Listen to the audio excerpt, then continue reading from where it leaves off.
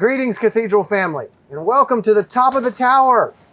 Now, as you can see, it's still covered in scaffolding and plastic, but we have some exciting news to share with you about when the remarkable work on our tower will be unveiled.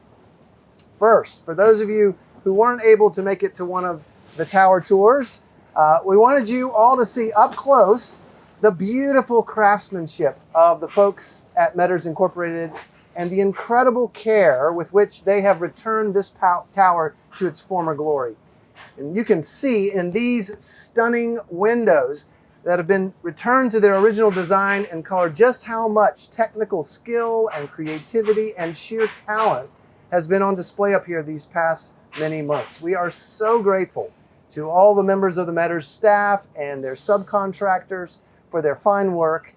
And we are so pleased to tell you that the scaffolding on the tower should be coming down to the roof line of the pediment sometime in early June. What a joy it will be to see that kind of progress on our journey to completion.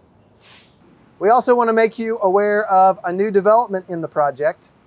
Some of you may have ventured in the graveyard and noticed that on the north side of the church, there's a crack that runs from the ground all the way to the roof line. And we thought it prudent to have this crack investigated by structural engineers and by the fine team at Metters. And it became clear that it would be wise for us to repair this crack as an additional part of the scope of the existing project. And this will obviously add to the overall budget for the project, about $268,000. But by God's grace and the hard work of many people, we have secured additional funds through the sale of historic preservation tax credits. And these funds will be sufficient to help us cover this additional cost, and the work on the north wall will not extend our expected completion date before the end of this year.